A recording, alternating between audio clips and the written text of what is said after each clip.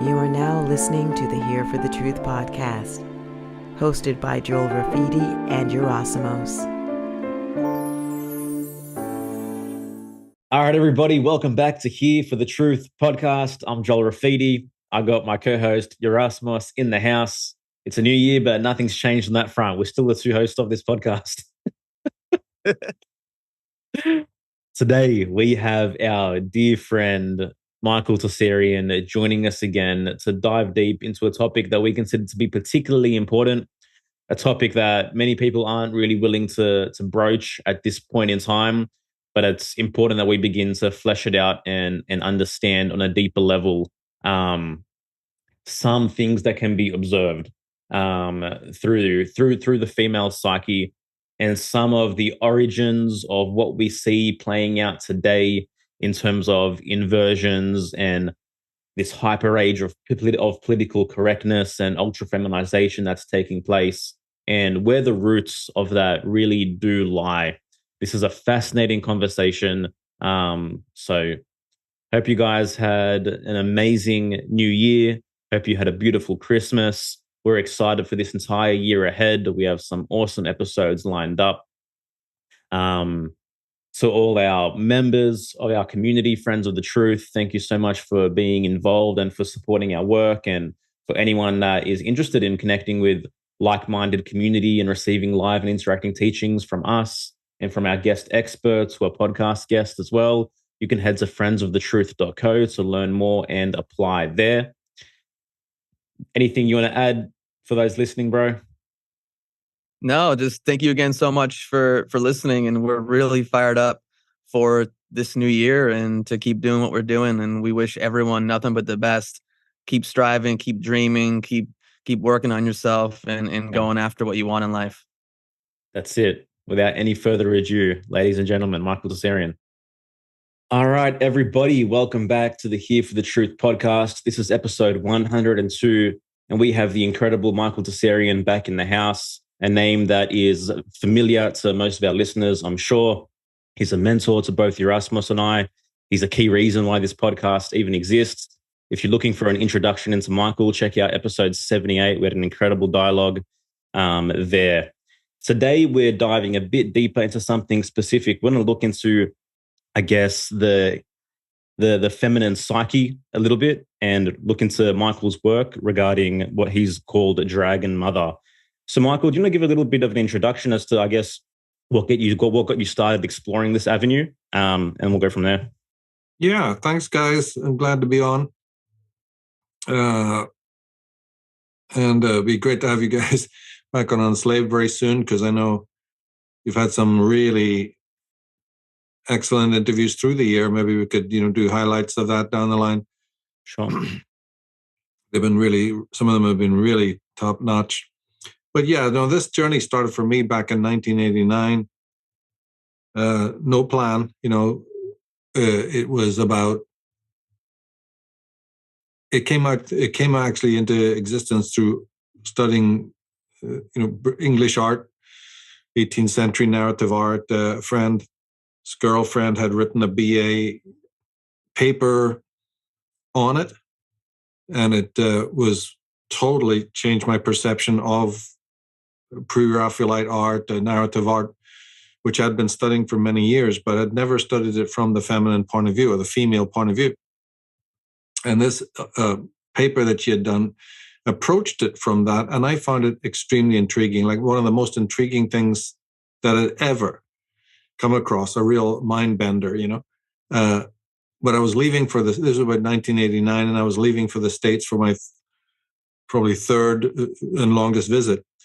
And I took this paper with me, and I have it still, and read through it, and it was my introduction. Looking at it now, you'd say, well, this is pretty conventional. But back then, no, it was really extraordinary for a male to see art or film or whatever through the feminine perspective. It's very, very important. When I got to the States, I was studying film in San Jose, and the same themes came up in Gothic horror films, in film noir, leading up to the modern genres, it's the same story, but particularly with the Gothic horror films. The role of the female is very intriguing, more complex than most viewers realize. And then when you get to film noir, you have a whole other octave. And then moving into modern films as well, you get it sometimes beautifully rendered. And so this study, then, I was very, very passionate about it. That's the main thing, to get that. This carried me through many years, and I never really left it down. So passing through the mid-90s, continued doing film papers that demanded, this would be like German film, other genres that demanded very deeper and deeper insights into the role of woman, not socially, domestically, and even occasionally on a deeper level. Say, take the film Veronica Voss by Fassbinder, and things like that. You move from that point. And then later, and then that is the very reason that I actually got into psychology in the first place. Oh. Through the study of the women's studies. And so going into bookstores in the early 90s, going over to the sections on feminism, picking out the best and reading it, later discovering that a lot of it is bogus, but that's a whole different journey. But instrumentally, when it comes to film criticism, be it, say, Alfred Hitchcock or Werner Herzog or whoever you're dealing with, it becomes very vital. Those women's studies, they have a point to make. The reason why I started to reject it or start to discover the limitations of it was a separate thread that has to do with their critiques of Freud and their attempts to critique the patriarchy and all of that. And we could discuss that endlessly, and we have done. And that was then where I start to see flaws, that they're taking things that have a great legitimacy, a very deep legitimacy, and they're trying to skew it as if to back up an agenda. But again, leaving that aside right now, the mainstream idea was to get on the inside of that movement's understanding, read the books, get to know the subject really, really well, how they see life, how they see the role of the patriarchy and man's role in the world, and how they see their own, So that was how it actually developed. And there was no particular, direction to it. It was just a study and interest. It wasn't controversial at all to me. These subjects were never controversial. They were just interesting. But then as the years turned and moved into the new millennium, this study branched out into many areas, because what we're talking about is actually quite epic and has many threads. I didn't realize this at the time. I was just coming at it from a fairly, Freudian point of view. The whole idea of sexual politics and what have you, and looking into all of that. But as time went by and I read more deeply on the subject, just incredibly epic, the epic dimensions of it, meaning that you can come at the subject from, anthropological point of view, the role of women. You can come at it from a historical point of view. You can come at it from a very wide psychological point of view. People go to dragonmother.org and start reading the articles. You'll see that's often the platform I take, although there's others as well. You can also take it from a criminal point of view, amazingly. And then if you want, you can just move up to the modern age and deal with the dynamics that's been happening, throughout the 20th century. So there's more than one way to look at this, but the beginning was art. The beginning was simply, how are the artists of the 1800s portraying women? There's industrial revolution had come and gone, and there was new roles. And so every epoch, as you move even into the 19th and 20th centuries, there's these new eras where these gender roles are very much redefined, sometimes in a positive way, sometimes in a negative way. But can you believe it? It was back in 1989, and never a thing was written on it, and I kept it in the background while other things took priority. And it was only very recently that then, it came to the point where, okay, now is the time to actually do something more formal on the subject. And that's when the books got written. and then the website and various interviews. But we haven't done too many interviews on it. So again, thanks to you guys for giving me this opportunity. Yeah. Thank you so much. And I don't even know if you know this, but this is how we ultimately connected, because Sophie, I introduced Sophie to Unslaved, and we had gone on a road trip and listened to 25 hours worth of Unslaved episodes. And I've mentioned this before. And Sophie having her PhD in depth psychology with a somatic focus, she really loved all the episodes. And I would say all the Dragon Mother episodes, the episode on adultism that you have, like really just like kind of like knocked her off her feet and really had a huge impact on her in regards to your analysis. And when she was going through some of her research for her dissertation on touch, she came across stuff that aligned with a lot of the stuff that you were saying. And that's how I first reached out to you. So it's really important work. I want to, I guess, come back to the modern age in regards to, you have all these different levels of feminism, and there's so much to talk about, but why do you think feminists, attribute all the ills of the world on man? Like, it's a general question, but if you want to kind of dive into that a little bit. Yeah, of course they do it for mostly duplicitous reasons. That's not to ever exonerate men and the crime that man has perpetrated in many ways. But Western civilization, like all civilizations, take time to mature. And like I said, when I studied in the early days, there were affronts. A lot of the feminists have correct analysis of what was going on. You think child labor is a good thing. You think that being locked up in horrible prisons in those days, rat infested, and all the rest of the different, the factories, the conditions. But it's about how you go about remedying those things.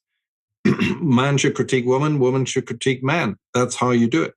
And then you offer decent solutions. What's happened in the modern age, to answer your question, is that legitimate criticism and legitimate activist action from early feminists slowly entwined itself with to cut a long story short, a sort of a communistic, heavily left-wing socialistic, and ultimately unsustainable ideology. It's unsustainable because the whole of Marxism is unsustainable and provably false.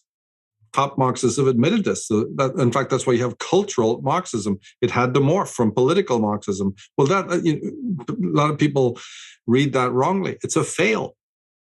You have your Herbert Marcuses and others coming in later on in the modern age, because the original precepts of Marxism and socialism in general failed miserably.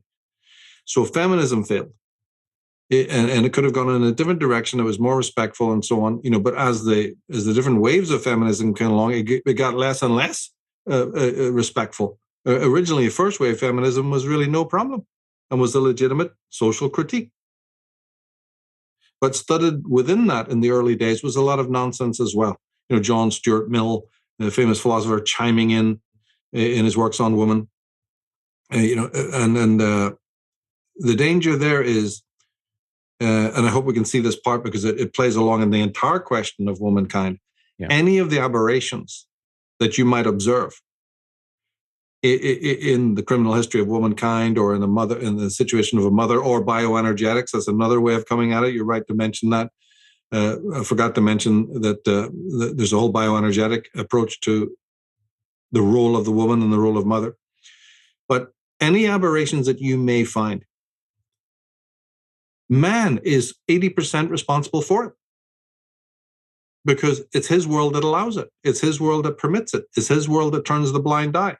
So when you're critiquing the woman and the reality of the woman and whatever is in her psyche, it includes a critique of the male. Now, this is what you get. This is what you miss with other critiques, say MGTOW or things like that. Mm-hmm. They are only looking at women are bitches, women are gold diggers. Is that as far as you've got?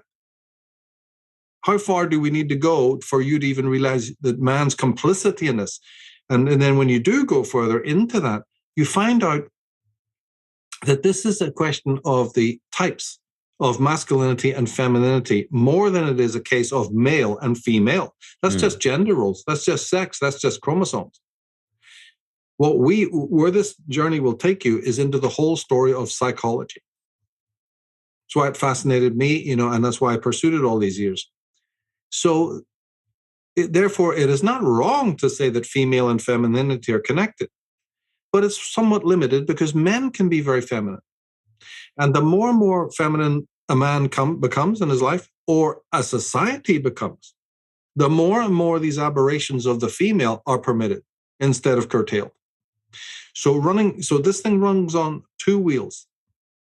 There's the aberrations that one can, track back to the female psyche and female character and female behavior and female temperament.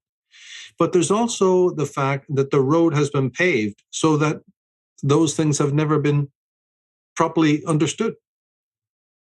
Now, I'm the first one to be able to say that, see, when you start off on a thing like this, it is a matter of observation first. That must be clarified. Forget the study. The study has already taken me the best part of 33 years or more. So we need to start with this because, it really is, we're in a very teething situation with this study of the female psyche, is with observation first. And delay the study aspect, until a bit later, because observation is critical here because it will confirm everything that critics like myself say. And then adding to that is that why it's taken so long for us in history to even get around to studying this is itself a fascinating study. Yeah. And it's because there's a sort of a national fantasy or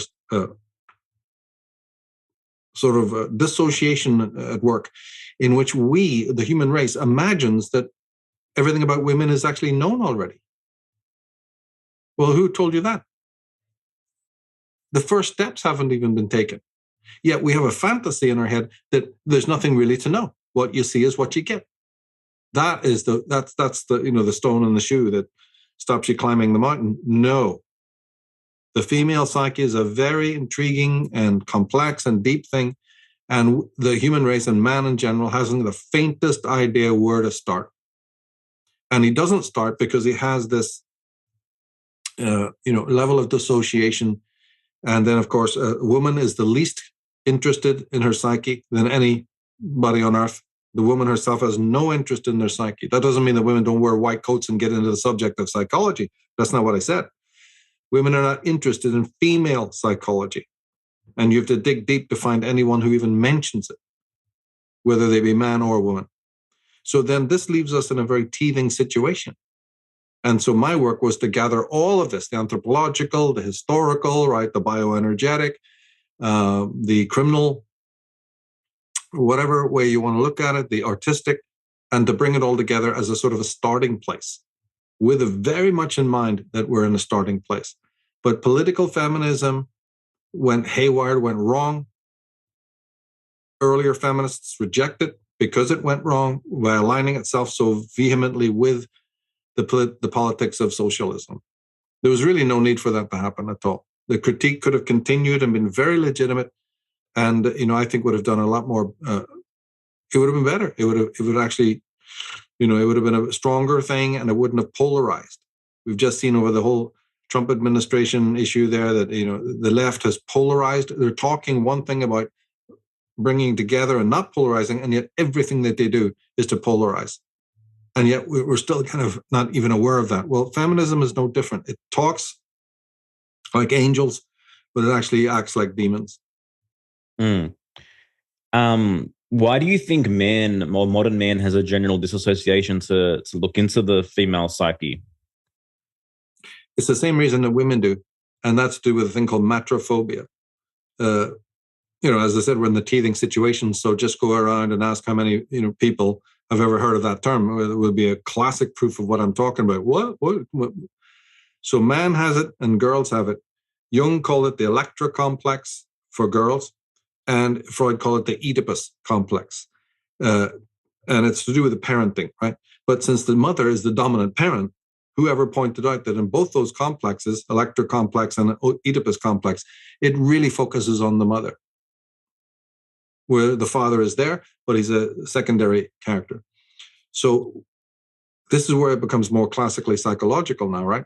Yeah. Because in childhood, the dynamics between the mother and the child creates these defenses that you're talking about. And they only get more and more reinforced. And then in the background, in culture in general, there's the feminization I spoke of. So yes, if mothers and fathers had brought up their children to be more alpha, be more masculine, then probably we would have made a lot more progress. But the conditions of adultism, that's the name of the second book, prevent that, tying us up in a lot of other neurosis and complexes and syndromes, you see, that dominate the mind, dominate psychiatry. We would run to get those fixed. Reich would have said it this way. Wilhelm Reich would have said it this way. The armored person. And you get armored first via the kind of touch that you experience from a mother. But that armored person is his attention to his problem is shielded by the very arming that he's got. That's what's classic Reichian. I'm not making that up. The pathological person cannot see or even detect that he is pathological. This is one of the great Gordian knots. The healthy person would be the only one to be able to look into the dynamics of unhealth. But since the whole world is armored, the Western world, men, even women, right, in different ways. And fat, by the way, obesity is also a form of armoring. So it's very, very predominant in our world right now. But these pathological neurotic syndromes actually carry with it a kind of it's like a mosquito biting you. It has an anesthetic that prevents you even feeling the wound.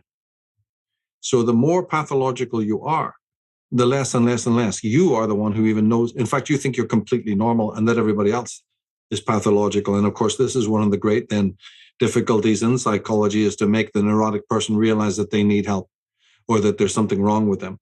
And the more and more people that are like them, then you're wasting your time. How can anybody who's been normalized and acculturized to an abnormal world ever imagine that there's something wrong with their world? So then this brings up problems, even in the conspiracy movement and in other subjects, we find this as well. How do you waken up the unawakened? And, it may be actually impossible to do so. Yeah. Michael, you talk about, in your work and in your books, these concepts, Dragon Mother and the Terrible Mother.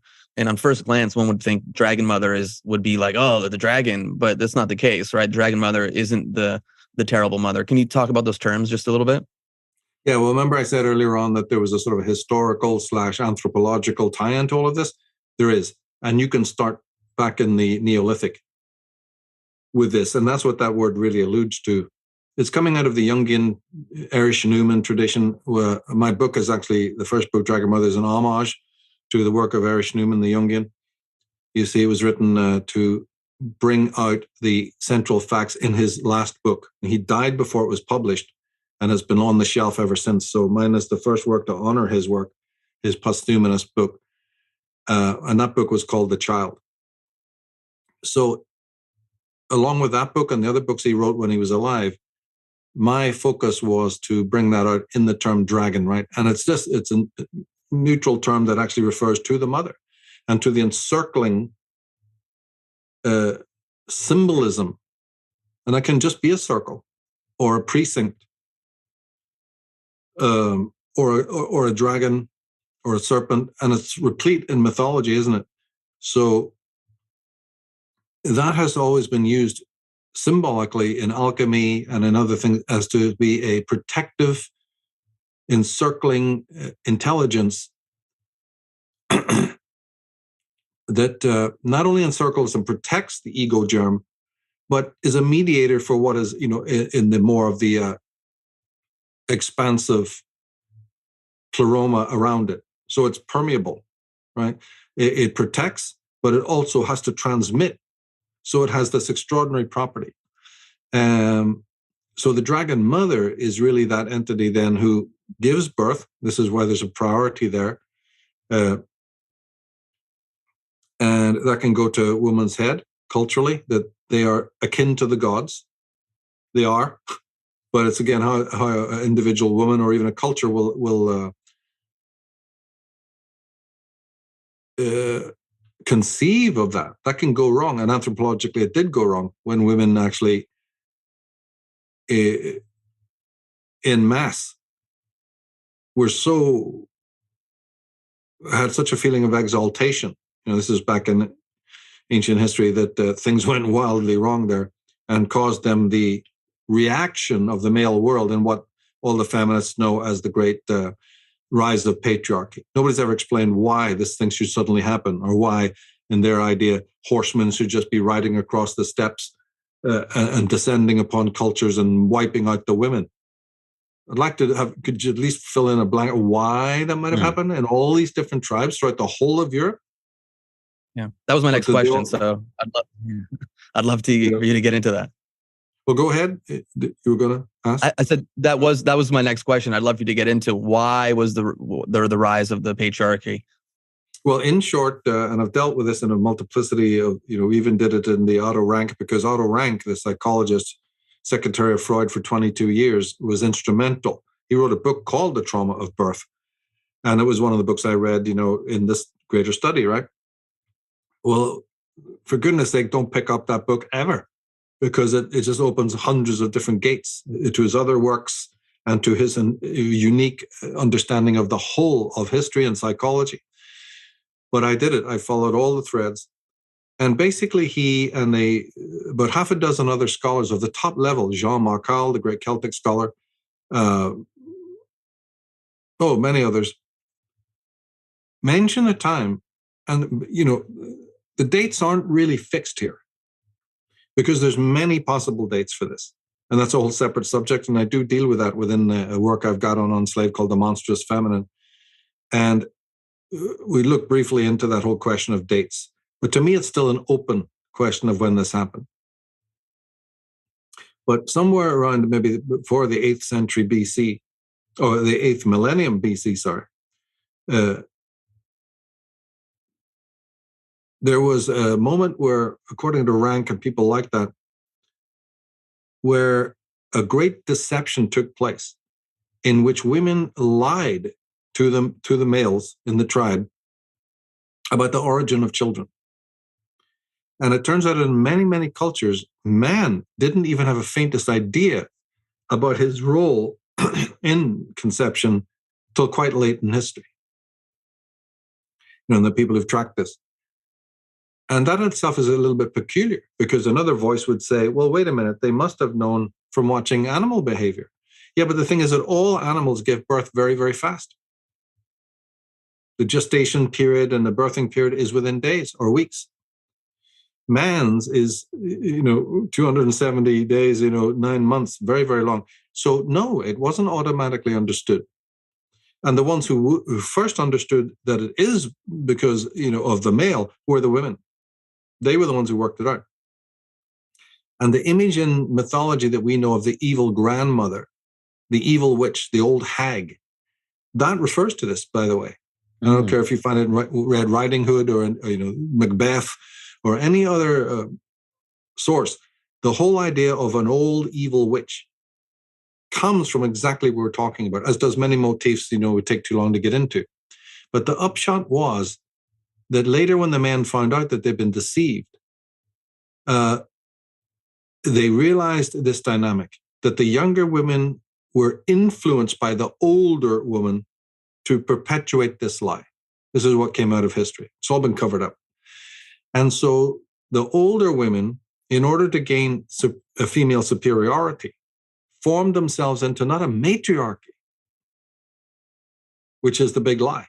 And feminists have even proved that that's a lie. It holds no water. But a gynocracy, almost like a secret society. I refer to them as a female Illuminati, because that's essentially what they were. A group of women who passed down this lie of paternity.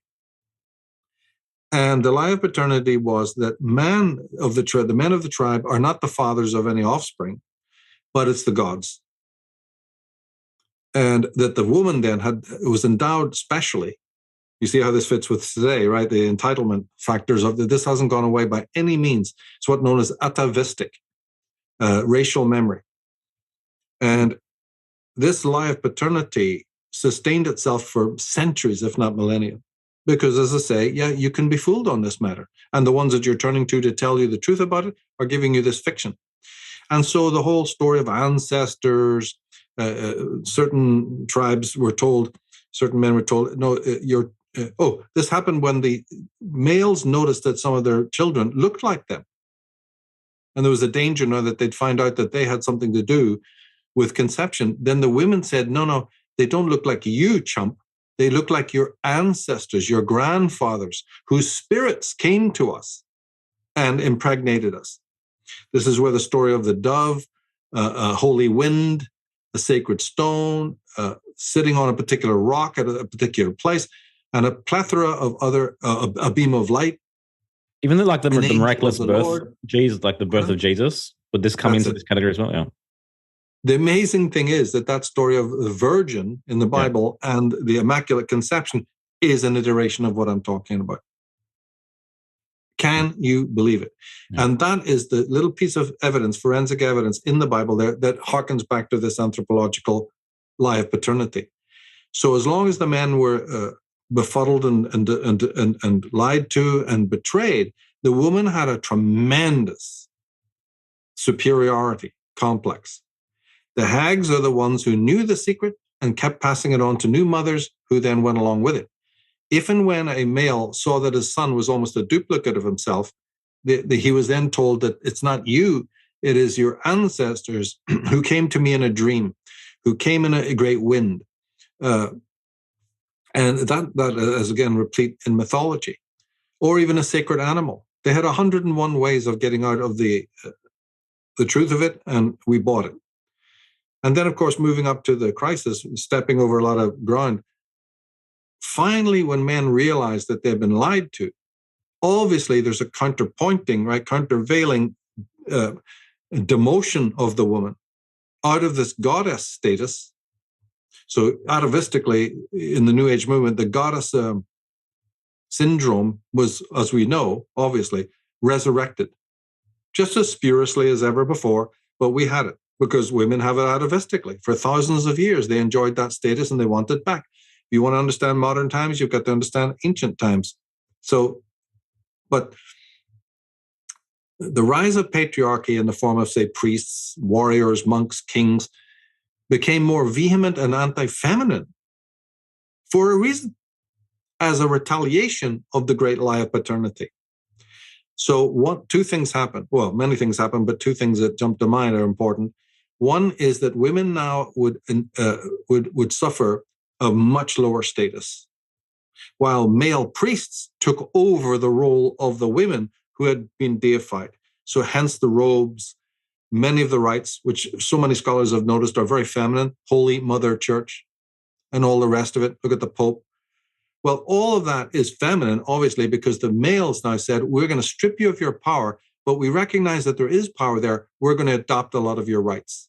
And so this is one reason why then the male priestarchies have so much of this female symbolism. It was taken from them, but it was taken from them in a way that the feminist doesn't want you to know about. The feminist will always mention the brutality and the violence and the aggression of the male, but never the reasons why. This constitutes then the criminal history of womankind that's been covered up, and my work is the first to go into it. So, and the second thing of importance was the change in the relationship between the father and the son. In the days when the lie was abroad, well, a father's relationship with his son was hardly that. There was no father-son relationship except in the most, sort of light way. These are just children born from the ancestors, they matter, we're going to protect them. But there was no emotional bonding. So for millennia, right, the women's lie to the male prevented something absolutely extraordinarily important from actually taking place. And that is a emotional connection between father and son. Now, although at a given point in history, well, it would be our prehistory, that started to change, and there was this bond, historically speaking, it's too late. Mm. Oh, yes. And so where we are now, or where we found ourselves as, the modern age opened or the historical age is open, there's already an impairment in something that should have been fundamental. Now, Sigmund Freud, one of the proofs of this, the piece of evidence I would recommend, is his book Totem and Taboo. You can just look it up, a description of it online. And although he got it very wrong, there's severe missing pieces. The general thrust of that book is about what we're talking about, in which the sons of a village, as he portrays it, rebel against the king, father, patriarch, and actually kill him. You get this in your Shakespearean things later on. But in the original telling, the sons of the tribe, in an act of envy and also fear of the patriarch that he might kill us, we kill him. And what Freud failed to see is that this is all done at the behest of the mother. That's the part he leaves out. And clever psychologists, or not clever, but later psychologists sort of amended this. But the idea of the sons rebelling against their father shows that there was no emotional bond. That's the one thing that, can be discerned. You do this because the father is not your father. He's just this patriarch and king. So let's get rid of him. And so this is reprised again in the story of Mordred and King Arthur, who hates his uncle or whatever it is, Arthur, and can just dispatch him anytime he feels like. There's no emotional bond because he is the son of Morgane Le Fay. And she's poisoned his mind against the king. Because this is all hearkening back at shades of what we're talking about, that early boys didn't even know that their fathers were the loyal. They knew they were the king and chieftain, but they had no emotional bond. And so what did this breed? Tremendous intrigue. What did that breed? The loss of the greatest leaders our world could ever have known, that history could have known. Because all those patriarchs, by not being really adored in a true emotional way by their sons, in fact, the sons, like Mordred, would conspire and seek to overthrow and even murder their fathers. What did that do for society? It deprived them of the strong leaders. So this is where the chivalric male comes in, what I call the chivalric male. As I said, there's an anthropological origin of all of this, and this is what we're explaining right now. There's still chivalric men walking around the world everywhere you look. This creature has not died away, but here's its origin. How can you have what is called civilization? This is part of my great critique of civilization. How can you dare use that word for something that's origins are so weak that thanks to the lie of paternity distributed by women, male children could kill the leaders of the tribe as if it was nothing? Because they're psychopaths on that level. They have no real affiliation apart from a more ritualistic one, as people bow and scrape to a leader, but inwardly they're cursing him. And this is brought out in innumerable actual myths of our world, proving the point. So the lie of paternity weakened the bond in tribes between the sons and the fathers. Now, as I say, later there was an improvement in this, and we have what we have today, which is the father-son bond, right? But this is a new thing in history, and have been undermined in the infancy of civilization. And to me, after looking at all of this, I don't believe in civilization. I think what we've got is a pathetic, tawdry, derivative version of a civilization that we can only imagine, when the real patriarchs, who, if their bond with their own sons had been as firm, really true, and all, you saw your own spirit in the eyes of your son, and vice versa, and there was real respect from the son to the father, we would have what is called real civilization, which can only be dreamed of today. Yeah. So there's many consequences of this. Those were just two. But then, of course, now we move to history, we move up to time. The cries of woman, the protestations about her lower status, are all due to her own ancestors. It's nothing to do with what men were just doing a police action, retaliating against something that was so foul.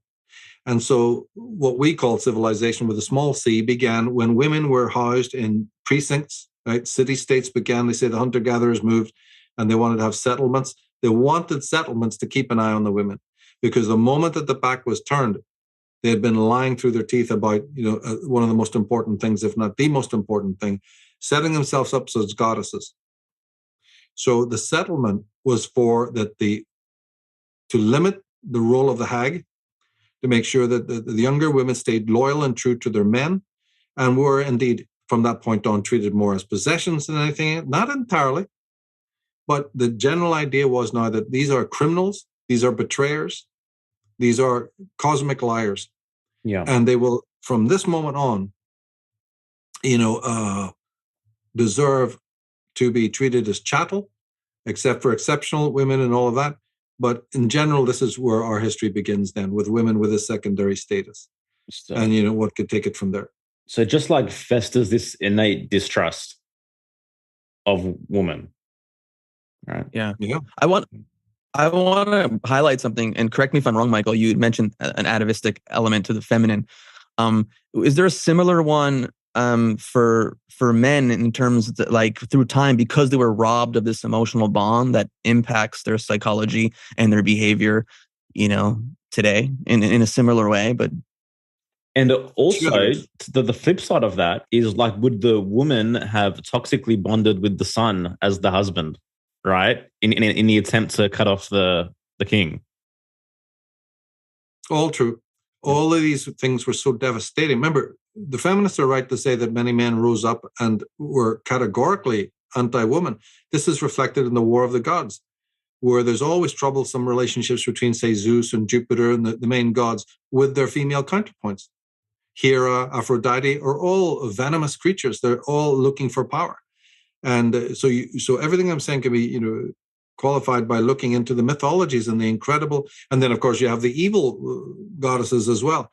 Your Medeas and, the goddess of the underworld, and Nat and Astarte and Semiramis and all of this, who have very dark sides. So a lot of things change, as because of this lie. Strangely, you see, one could also mention the importance of dreams here, believe it or not. It actually ties in, because when the women use the ruse that your child looks like you because he's a descendant of your ancestors who came to me in a cloud or a wind or a great storm, the women would also say that they often came to them in dreams, that they got impregnated, in a dream where they dreamed of a sacred animal or whatever. So a lot of things are being created in a bogus way, right? But this had enormous importance, because, you see, in ancient times, dreams were monumentally important in a way that we couldn't even comprehend today.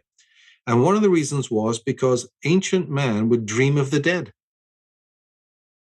Say somebody who was beloved in the tribe died. Months later, somebody such and such, or more than one, are dreaming, as we do today, of that deceased person. Now, this wasn't taken the way we do today, as just like matter of fact. This was absolutely horrific. This was absolutely august to anyone, who was in a tribal situation. They'd wake up and say, I just dreamed of my dead uncle or the dead king. How is this possible? Well, to cut a long story short, they believed they were visited by the king. They believed that those were actual visitations. And whatever was then communicated to them in that dream, they had to physically act out in life. Otherwise, the dream was not fulfilled. And so what we call the origins of mythology, and actually storytelling came of this as well, became that the shaman, everything we know about and I'm talking here about authentic shamanism, was dream-based. You remember the Aboriginals were their dream time? Yeah. Because now the leaders and elders of the village and the tribe would focus on their dreams. And if something was said, they tried to enact it as the best of their ability. But because it's almost impossible to completely enact any dream, whether it was hunting an animal or climbing to a high place or redirecting the river or, whatever the image might have been, was quite difficult. There had to be a surplus because the act wouldn't, no matter how you contrived it, the act was just simply impossible because of these descriptions. So that's when storytelling occurred to compensate for that which was the dream, but maybe not fulfilled.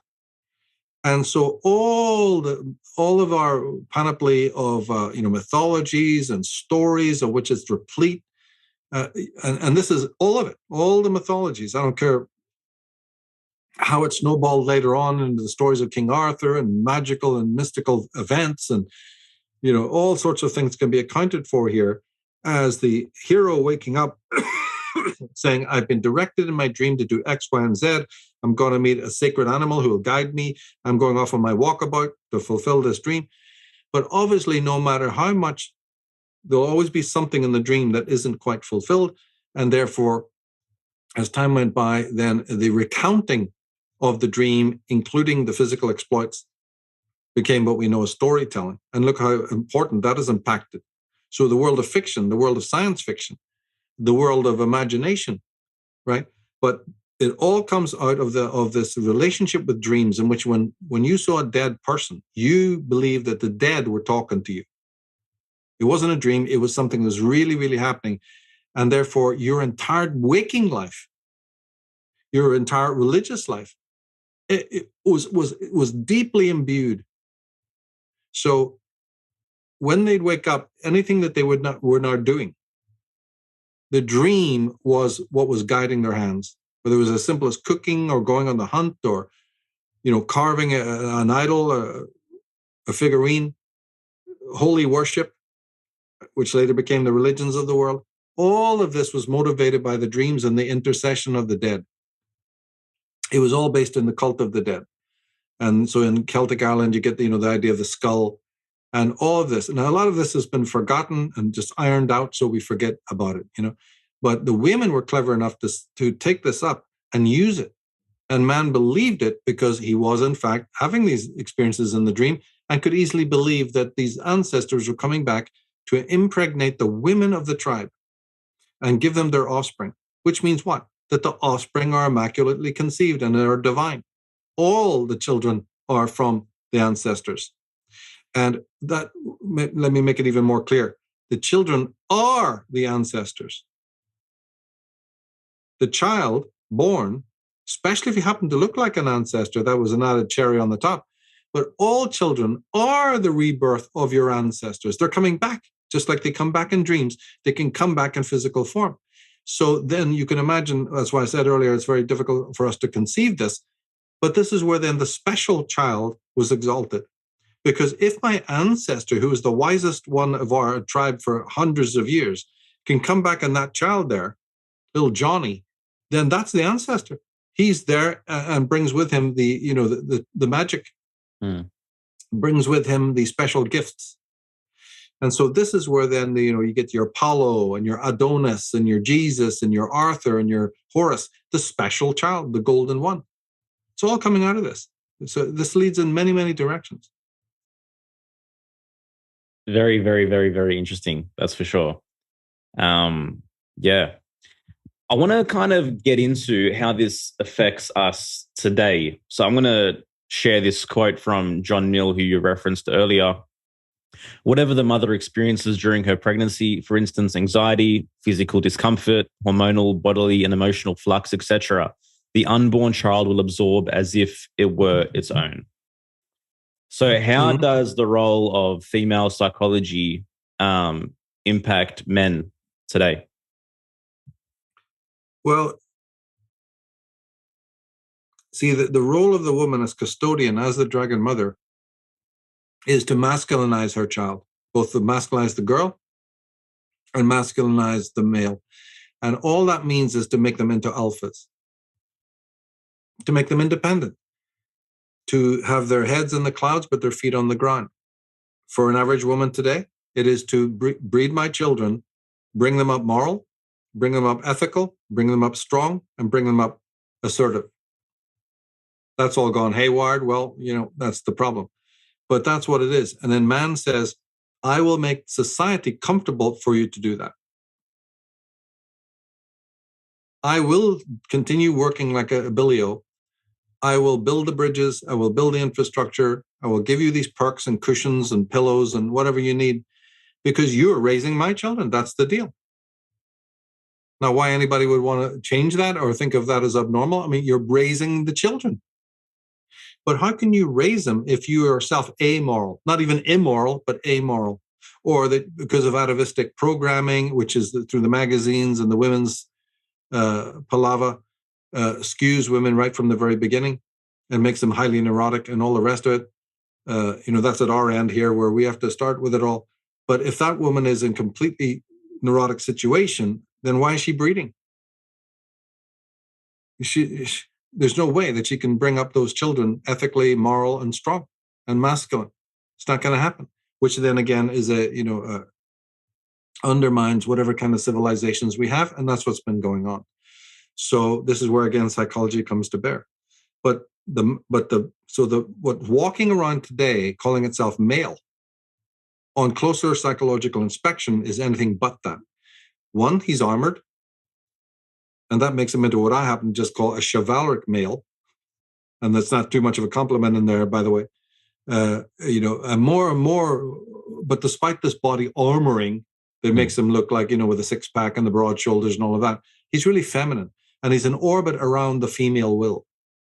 Mm-hmm. But the female will is mostly a pestilential thing that disengaged itself from reality centuries ago. It's been propped up by the male infrastructure, but it's again been contaminated from within because of this atavistic programming. And because we're not a psychological culture or nowhere near it, we don't even know how to patch it up. We don't know how to go in there and fix it. And so the male then is complicit in this regard and in other regards as well. He's handicapped. He doesn't even know where to start. But he has this fictional idea that he knows all there is to know about women. And this is something that I think, until that's removed, until you start with a blank canvas and say, no, we don't know anything, we got to start there. And you can start with mother if you want, or whatever angle you want. And as I say, just make it a case of observation. That's crucial, rather than a specific study, to jump into. I provided that if you want. That's the value there. But again, just simple observation is the best way to start. What is the difference between, I guess, a masculinized woman and a feminized woman, and vice versa? Yeah, I go into that in Dragon Mother, you see, because these are the types we're talking about. Yeah, the masculine woman is generally a dragon mother, not a terrible mother. The terrible mother is the one who goes wrong and then brings in a power structure in which, she needs that child as a crutch. She needs that child as a toy. It's all about her. She's self-absorbed. She's, psychologically, constitutionally inferior. But you can breed, right? No matter how dumb you are, backward and immoral and amoral, you can still breed, right? Courtesy of the body. And that's what you see all around you. The masculine woman takes on the masculine traits and doesn't really approach things from that point of view. She's much more interested in preserving the identity of her child and allowing it to flourish and making then the home life, so that will occur. And so her choices and who she even breeds with, very, very different. And she's not willing to breed, these sort of feminized or ultra feminized men. That's not to say that she doesn't awaken them to their artistic side naturally. That's very important. And even very, very masculine men have that awakened within them. So this would be somebody who deals with their children as a human to human level rather than mother to child, which is actually a very foul thing. And that's what the Oedipus complex of Freud was to try and describe. It's just a description of an aberrant parenting and the Electra complex. And so my work focuses a lot on the Electra complex because then it brings up this extraordinary dynamic of matrophobia. Yeah. And how that affects, people can translate what I'm saying to the male, but in terms of a daughter, a young girl, matrophobia means exactly what it says, hatred or fear of the mother. And it's the fear of the terrible mother. So the dragon mother does not awaken fear in her child and works to allay any such dynamic, whereas the terrible mother gets off on it. It's the reason she breeds.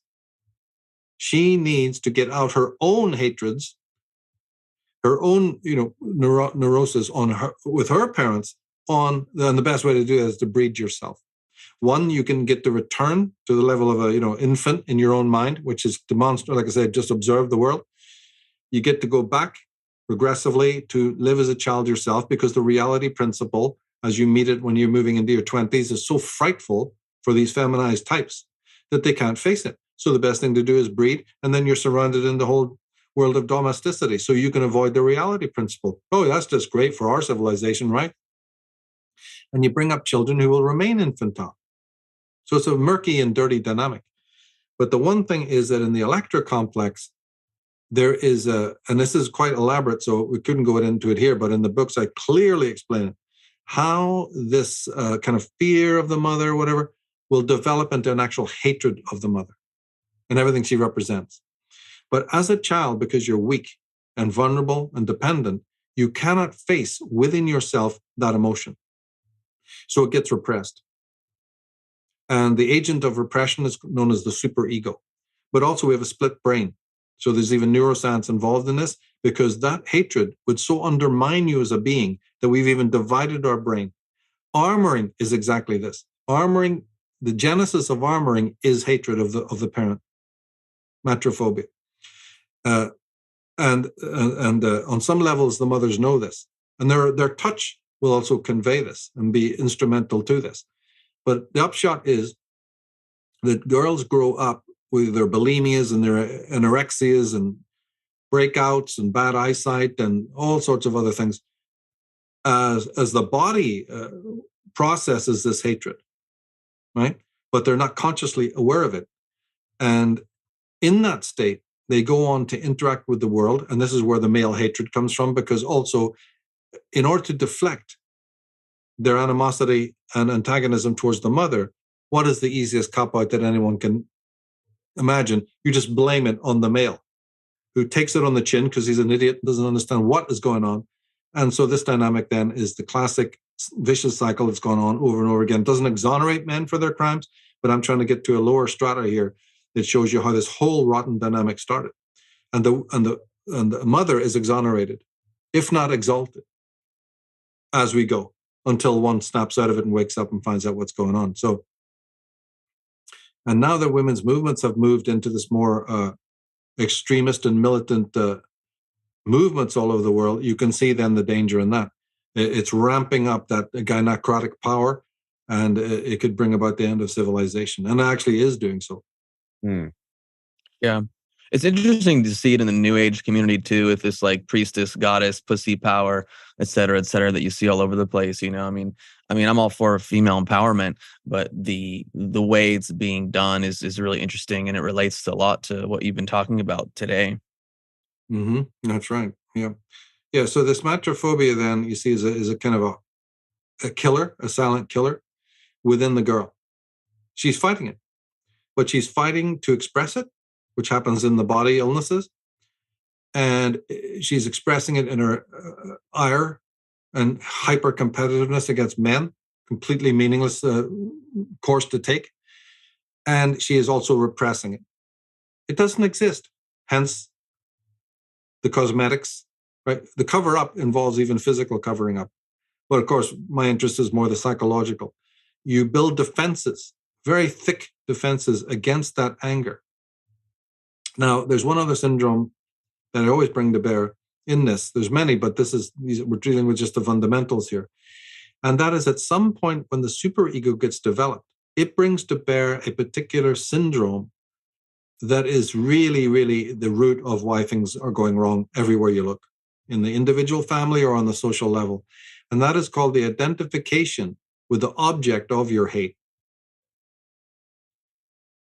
And it means exactly what it says. In the tyrannous action of a terrible mother, although vile, although it is reconfiguring your psyche and your biopsyche of that girl, tearing up her own individuality, suppressing her self-expression to pathological degrees, and all the rest of it. Strangely, because it is power and it is tyrannical, I refer to it as the Medusan power, there's a part of the brain or the part of the mind, which is the superego, that starts to identify with that power. Therefore, the terrible mother's poison is carried on. And the person who's the victim actually identifies with the power that's wielded by their most hated nemesis, which means that simply you become the dragon, right? He who fights too long against dragons becomes a dragon. And so the woman then transforms herself, the young girl, if she doesn't have any psychological insight into any of this, which my work is hopefully to change that dynamic. But if they don't, then of course, it's inevitable that they will turn into terrible mothers themselves. Because secretly, although there's an underlying repulsion against being oppressed, because it is a power, the disempowered person can, as a way out, as a way of identifying, see, it's all about lowering anxiety. Because the reality principle, you can't function in it if there's this very types of disabling anxiety. So you have to lower it in order to get on with living a life. Mm. And the way to do it then, you can't carry around this inner dragon fight, as I call it. So in order to lessen the anxiety of this dragon fight, you identify with the enemy. And in a strange dynamic, which is very, very difficult to grasp, that does in fact do the trick temporarily. And the girl can grow up 13, 14, super ambitious, knows what she wants, going into the world, not dealing with the psychology, not understanding the roots of her own psyche, and plunging into the world to lose herself in the world. Now, that world has been built and provided by men, by the way. So they use it then as this area to, extrovertly go into it and become extremely busy. Not just breeding, as we've already talked about, but in all the nonsense. They control 80% of the spending wealth, 80% of the credit card, expenditures, and all the rest of it. Just go through a mall and look what's dedicated to women as opposed to males. And all the rest of it. The cosmetics, the magazines, the fashion, all of these things. And they're hiding out in that light. But all of the cosmetic culture, the facade of it, disguises matrophobia. And only when you discover that fact can you understand a lot of the imagery that shows up. In that, it's a separate subject we probably can't explore here, but the very imagery of it is there to disguise. You'd be amazed. Like, for instance, I'll give you a couple of examples. Look at how frequent, and I show this in the different videos that I've done and programs on this, the Medusa image, the blood-soaked vampire woman, right? You've seen it with the fangs and the blood all over it, and other bizarre imagery that nobody can understand, like these Abramoviches and all the rest of it. Yep. All of that can be decoded by what I'm saying. It's a little keyhole into something that is going on between mother and daughter. And these advertisers and all just picked up on it. They know what we don't know, right? And they present this image to awaken atavistic memories of superiority, of divinity, of exaltation, of them being special. So now do you understand why all the halos are appearing in the media, especially around these Beyoncés and Lady Gagas and what have you? This sort of iconic symbolism and imagery, the sacerdotal female, the whole thing. But then there's this vampiristic, Medusan aspect always thrown in, not just in advertising, but in movies as well. Yeah. All can be explained by what's going on in the female psyche. So as I said, it takes on extraordinary, And then back to your question, is the newborn child absorbing all of this in utero? Yeah, they are. So this is what is known as the semiotic phase, in which is pre-symbolic, before the kind of communications of alphabets and language and linear kind of understandings come about. There's this more amorphous, surreal language, actually, which is the language by which the child, in this unconscious, pre-conscious state, communicates with the psyche of the mother. Now, most women know nothing about this, so they're not even aware of it, but a few are. And it's at this extremely important, state where the building blocks of later mentation are laid. And if, it goes without saying now, that if that woman who's breeding that child and has that child in its womb has male hatred up the gazoo, has mother hatred and all the syndromes we've been sort of sketching here in her psyche, what do you think that's going to do for the psyche of that child? Could that be the reason why there's so many metrosexual men, so many gays, so many queers, so many men-hating men? I think it is. The the transmittance of this inner dialogue of the female, her inner narrative, is undoubtedly in the semiotic phase, communicated to the fetus, that then grows to infancy, and as many psychologists have pointed out, affects even the biology of the child, right? Which would then lead us to the whole gender question of this gender fluidity. Where's that coming from as a phenomenon? But another syndrome, and there's many, but political correctness. There wouldn't even be the phenomena of political correctness in our world without women. They invented it. Man would never, not even a feminized man, would have even dreamed it, you see? So this immediately takes on then these social dimensions as well. A lunatic way to come across as super nice, super unoffensive, because there is a war going on within the woman in terms of her matrophobia. And to cover that up, you have to have these big, facades, these big Prozac smiles. And they've now institutionalized it. So nobody speaks back, nobody talks up, everybody has to be non-offensive, and on it goes. But where's that all rooted? You see, why would one want to be that way? And therefore, you have this ultra politically correct world, because that's to keep the sanitized marzipan front that the woman is desperate to maintain. The whole their whole efforts for social justice and all of this, I explain this all in the articles, is totally bogus. They're not in the slightest bit interested in inequality and the poor and the downtrodden. That's all hysterical and schizoid facades to cover up what's really going on in their deeper psyche. And the fact that no trained psychologist, is standing up to point out even the rudiments of this is one of the great tragedies of the modern world.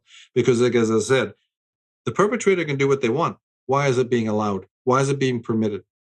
And so a study of the media and its images and advertisements and what have you, the cosmetics industry, the names of cosmetics, the looks, the leopard skins, the snake skins, and, oh my goodness, you wouldn't believe it gets so deep. The skulls, the horrendously necrophilous stuff that's becoming more and more. Because as this atavistic stuff comes to the surface in the women's world, the imagery gets darker and darker and darker.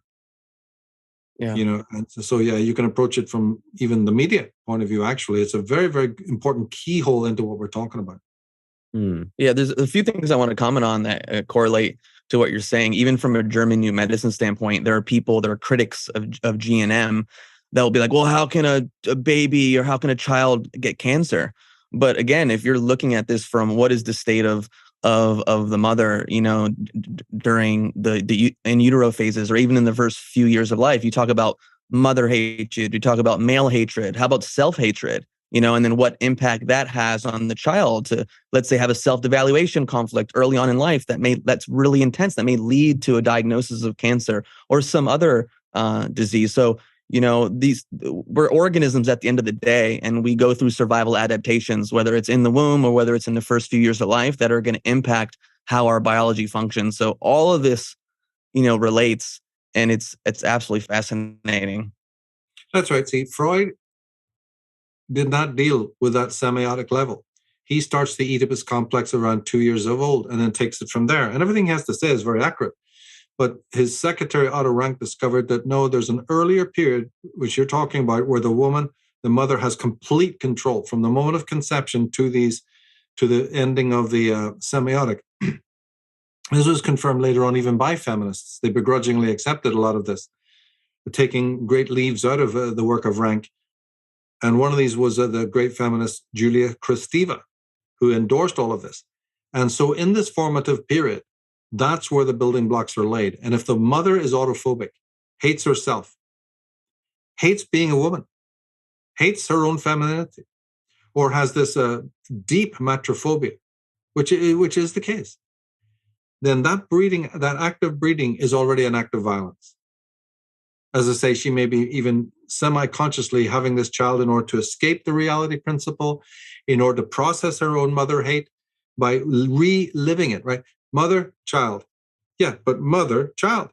The daughter goes on to have her own child to replay the matrophobia. Not necessarily in an evil way. It can turn evil, but she's replaying it. But you don't do that at the cost of another soul. Sorry, it's amoral from the beginning. What you do is you go back to mama and you deal with it. You deal with mom, one-to-one. And you go to therapy and you find out and you read the ones to read. And you deal with that inside yourself and you exercise it within yourself so that you're a whole human being walking around. That's the masculine way. That's what masculinity is. It's the desire to overcome the limitations within yourself, to never say die, and to know that you're a guest in this world and must leave it in a better state than when you found it. Well, this doesn't occur to any of the feminized types. They're here to have fun. They're hedonists. They're sensationalists. They're episodics.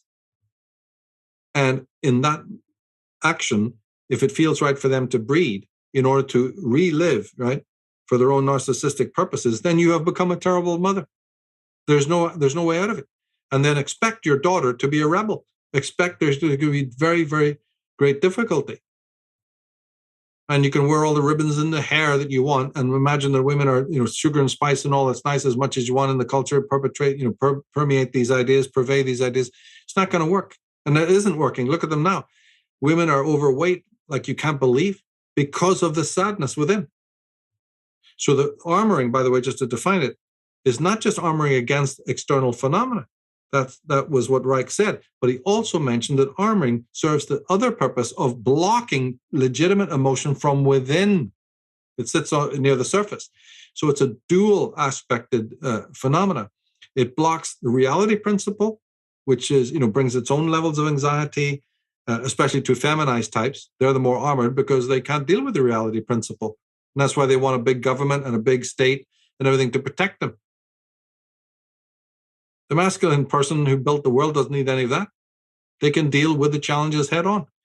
But the credible rule is that the armoring is also there to prevent legitimate emotion. And these are stored in the actual cells and nadis of the body in the right brain from emanating forth. Well, on one level, we can understand it because it's full of rage and anger. Of course, you want to prevent it coming through. But the holistic person does not. So as Arthur Yanov called it the primal scream. A healthy society allows that to come out.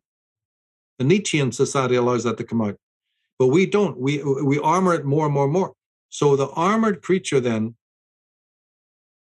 becomes he becomes the victim of inner apartheid, inner psychic and biopsychic apartheid. He's divided in and of himself.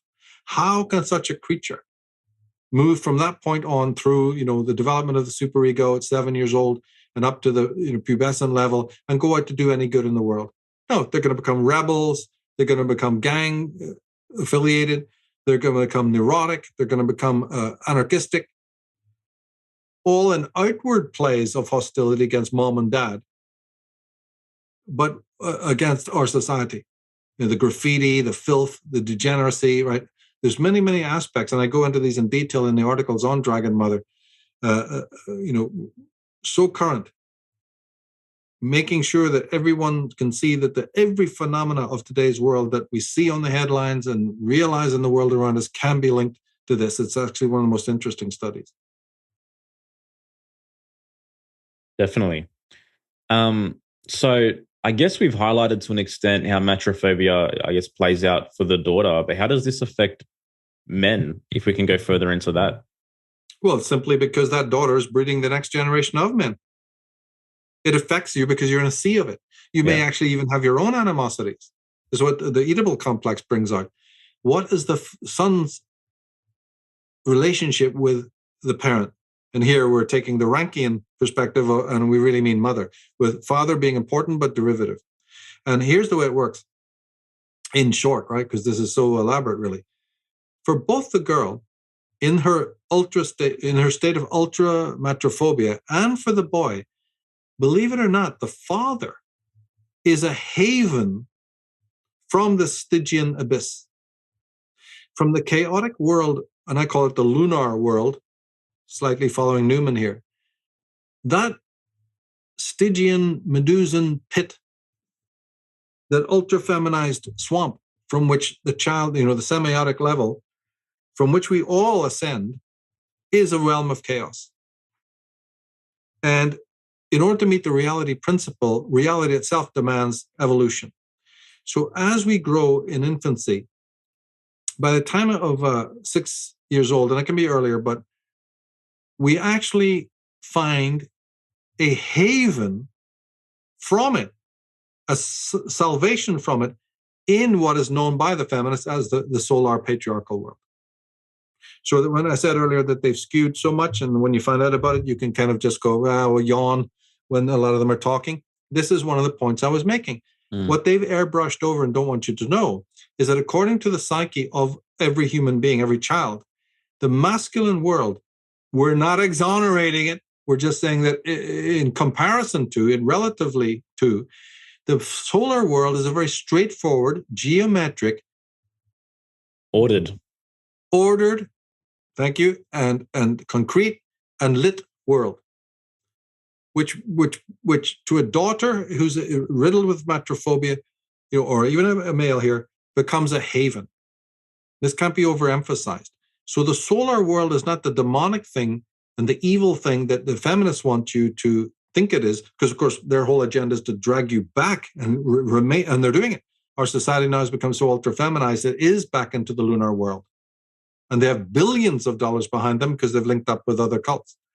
But the thing is that the patriarchal world is actually considered a haven. Doesn't mean it's perfect, and a lot of fixes need to be done. We've conceded that.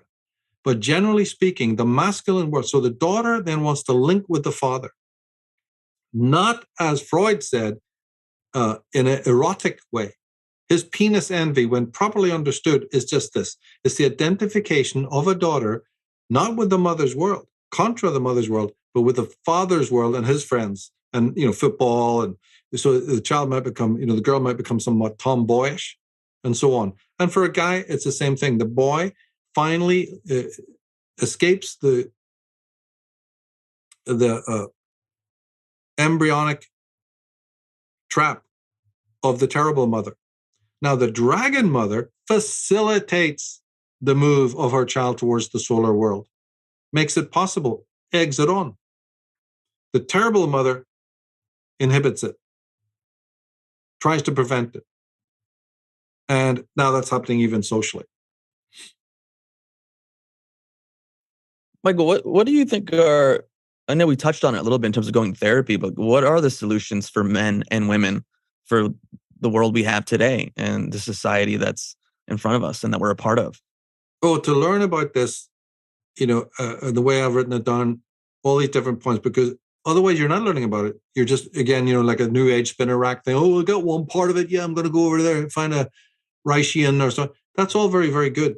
But remember I said it was about observation and just understanding? You've got to look at the historical, the anthropological, try to get your mind around the whole of the subject. Because one of the pitfalls of our world is that, people just pick up on one element of it and run with that. The psyche is the grandest thing we have. It's immense. So what I've tried to do in my work is to condense what Jung has said about this, condense what Freud, Kristeva, Rank, Reich, take out the essence so that people don't need to read, the libraries of work, the feminist point of view, the positives in that, right? And get into it. And I've done my work. That's why it took so long. Started in 1989. Why am I only writing about it now? Because it was a devil of a work, you see, to try and condense and also to pull out the more salient parts, because there's lots of stuff in this that's really not necessary. All the intellectual highways and byways, right? Try to shrink it down. And that's what the websites were dedicated to. So that's it. I mean, go to dragonmother.org, start there, and then pick up. You'll find something that'll interest you. Because remember, the solution ultimately to your question is now to rebreed our children in a positive way. Breeding is not going to stop. But with this knowledge now there, mothers can bring up their children in a better way with less adultism, less matrophobia, less chance of the child identifying with the object of its hate and more identification with the object of its love and its care. Yeah, so there's many solutions. Another one is this, and I brought it up in the Dark Mother Divine, which is the last article that I did on this, and that is looking at it from the Jungian point of view. Jung brings to bear, many, many important things here. And so I've just taken those up and with thinking of Erich Newman's, trajectory, expanded upon it. And that is that don't forget that when we were talking typology, it's not just external, there are stereotypes. To really talk about archetypes is to talk about, the inner female or feminine and the inner masculine or male. And that brings us then to the archetypes of Carl Jung, the anima and the animus, about which so much drivel is talked on the internet and other things, it's really kind of comical, right? So these are where the parents come in, is that they will be the first archetypes, or they will be the first stereotypes to echo the imagos that are inside. In other words, we'll project our inner feminine on the mother and female and father. That's just keeping it simple. And so they become the first two receivers or projections of our inner imagos, which will sort of form, it'll help to form our inner archetypes based on these stereotypes outside. And then it moves on to other people as well. But the thing is that the dynamics of the archetypes is very interesting because they play a role in everything we've been talking about. When you're brought up in an aberrant way by a terrible mother, this is one of the dynamics that goes haywire. And it leads you, as a person to, well, first of all, just not work properly with these archetypes. They're not going to be assistive to you. They're actually going to turn into a hindrance to you. So this is about the inner, apartheid I talked about. And the consequence of that, as revealed in this latest article, is that I believe that archetypes can actually turn malignant. And therefore, instead of being proper constituents of the psyche, your own psyche can become ruinous. I call them demonic, just as a word, right? To show that archetypes are known to be, helpful, they're assistive, they're guides, they're angelic, and they are key to your individuation. And that ties into the hero's journey, as you know, and it ties into the whole idea of the Siddhartha Road. Your archetypes walk with you and assist you and must, as the great magical work is, come to balance. So no man can be individuated. What does that mean? Individuation means when the opposites within you, no matter how extreme they may be, must come to alignment. That's what the tarot is all about. That's what it's all about.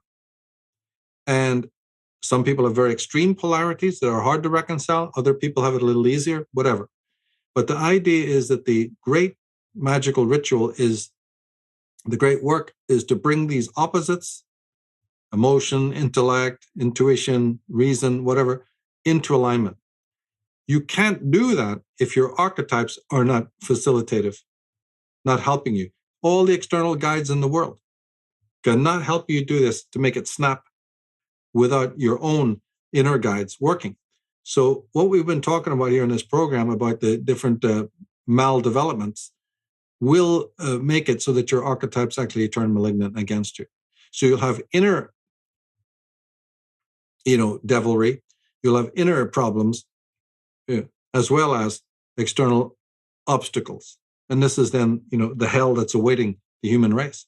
So then in Dark Mother Divine, I focus on the anima, the female or the feminine archetype, so to speak. What might be the dynamics if that archetype was to work, to prove the point? If it was to start working in a daemonic way, how would we know? Is there any signs of it in our society? So it's a very powerful article that shows you exactly the things that have been going down now for probably the best part of 100 years, but certainly in more recent times, can entirely be, back engineered to the workings of a malignant archetype. But that anima is what has been guiding women to get into this neo-feminism, political correctness, man-hating stuff, and so on. They're not representing the feminine at all. Yeah. So in the greatest irony and the greatest paradox, these women who are moving with the pink hats and, as you said, all of this political correctness and militant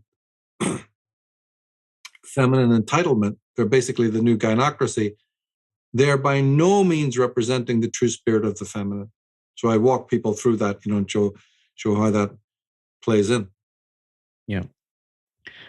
I'm seeing, I don't know if you're seeing this, but what's there's on the rise today is this whole hyper polarity relationship teaching, where there's teachers who claim to be teachers insisting that men have no feminine side, women have no masculine side. And I'm just curious as to what all this is going to give rise to as more and more people begin to buy into this idea. Can you comment on that? Yeah, well, see, that and more I see as this messing about of the archetypes. It's like they've been loyal to us, but when we're disloyal to them repeatedly, they turn disloyal, and there's nothing you can do about it. They literally turn black. And it's at this point that you can track many of these social aberrations, right? Motherhood has been abused. Parenthood has been abused. People don't even know the basic Freudian models or anything like that. The child goes through puberty. Remember, and there's also a big tie-in here with the programming of the media and video games and the subliminal aspects of that as well. And also in our media right now is the exaltation of womankind. It's back. We talked about we talked about how bad it went in the past. So when I speak of atavism, I mean that the most important atavistic program that's running there and has been for millennium is how women are going to get back to asserting their power in the way that they had it before, deifying themselves again. And that's what the New Age movement has allowed them. It's what political correctness and entitlement, and now even government is buying into it. Now, this is what I call the ultra-feminization of our society, right? So, yeah, it's up to anybody to sit around and think, oh, well, how are we going to fix this? Or even if it can be fixed, because if it's so deep that it's psychological, you're going to need some very, very special people to fix that. Now, the good news is we've had them. People like Wilhelm Reich, Otto Rank, and whatever, Erich Neumann, Carl Jung. We've actually had them. So it's about going back to their works and abstracting it from this perspective, laying it on the table. That's what my work has been about. But when you find all of this negation of the masculine and feminine, don't you see? It's again an attempt to explain it all away. If you can, like in the gender area, if you can break up what is masculine and feminine, you're now a million miles away from the place you need to be to affect changes. Yeah, it's the pathological person in control. It's moving furniture around on the Titanic. Yeah, well, the extremism is the whole thing too, based on what Joel said. I saw a post the other day where someone was saying that men shouldn't be emotionally connected to their children. Like in regards to this like extreme polarity teaching, which just seems ridiculous to me. But again, it harkens back to this time where that was the thing. So I don't know if there's any correlation there, but that's fascinating to think about as well. Yeah. Remember, the male world is the haven, relatively speaking, to the soul that has been ultra-feminized. Because you see, reality doesn't want you to be feminized. Reality is all about making the individuated, differentiated soul who masculinizes himself. That's reality. That's nature demanding that. So the feminine is the starting place. You can go back to the old Egyptian model of, the primordial abyss. Yeah. And some schools will call that the origin, but it's not the origin because it's not conscious. The little drop that plops in and creates that little phallic bead of water and that pillar, that's masculine. The primordial abyss of Nun, in one sense, doesn't even exist because it's not conscious of itself. So in the semiotic level that is dominated by the feminine, it is not conscious. It is the origin of consciousness. Nobody's denying that. But it is not itself conscious. Some motive arises out of it. That's that ichthyphalic part that strives upwards towards, perfection. And that is the masculine. So actually, the masculine is first. And it's only, it's an error, right, to think of the primordial abysses first. Technically it is, but ontologically it's not. So the feminist type of mentality in politics or even in psychology can't understand this. It thinks of the primordial abyss or the swamp from which all life comes as first. But no, what is first is the consciousness of how I can know what is the first and the second. Consciousness is how I can express these things right now. Think back on my origins. But that doesn't occur courtesy of the primordial swamp. That occurs because of that one motion, the bindu, right? The point in the circle. Snuth and hadith. And that bindu, right? That wheel, that moment of excitement is the masculine. So ontologically, the masculine is first because only it has the ability to look back at itself and discover that there is this dynamic of itself and the zero from which it has arisen. And so the masculine then has this greater understanding. And so it facilitates itself, right, to continue on that journey and then creates its own world out of that. It's not perfect, but it's something that the masculine power is able to perfect because that's what it's on. It's on a journey of imperfection. To stand back and just point out endless flaws in that process is actually not constructive. It's destructive. Who gave you the right? Especially when you're not contributing to the thing being amended and fixed. So women once upon a time were masculine in the sense that they worked the fields, they worked alongside men, they shared their mentality, and they helped to perfect the civilization, and they made absolutely bloody sure that the children that they raised were strong and ethical and insightful and contemplative and deeply creative and also deeply reverencing nature. All of that's gone out the door. And we just talked about, the role of archetypes here and a lot of other atavistic stuff. And then the external media picking up on a lot of these things and working overtime to use women as a doomsday weapon. And I go into that in The Monstrous Feminine and, other programs that try to unearth a lot of this. Yeah. Thanks, Michael. I mean, would love to keep talking about all this. Yeah. Such a fascinating conversation, and we could keep going on and on, but want to honor the time that we have here. And just for anyone listening, I mean, Joel and I have said it over and over again, but go to Unslaved, go to Michael's websites. I mean, the amount of material, the amount of research is unfathomable, and it's incredible. So check out Dragon Mother. The website, check out the book Dragon Mother, Adultism, the many episodes that you have and the special presentations that you have in Unslaved. Yeah, thank you very much. There's even good articles on michaeltsarion.com, slightly relevant to it, because the salvation is psychology and philosophy. There's no two ways about it. They've remained true to us all the way through. They are part of the masculine mindset to help create the defenses and the tool set that we need to withstand what's happening right now, because it is a barrage. The agenda of the ones who want to use this feminization to undermine everything in civilization have a lot in their toolkit to do so. It's a real onslaught, right? So then we have to slowly fight against it. And a lot of that will mean coming back to a blank slate, sort of starting with basic principles again, like Ayn Rand said, go back to your premises. But what is more of a premise than parenting? What is more of a premise than your own origin, and dissecting that? What is the semiotic realm?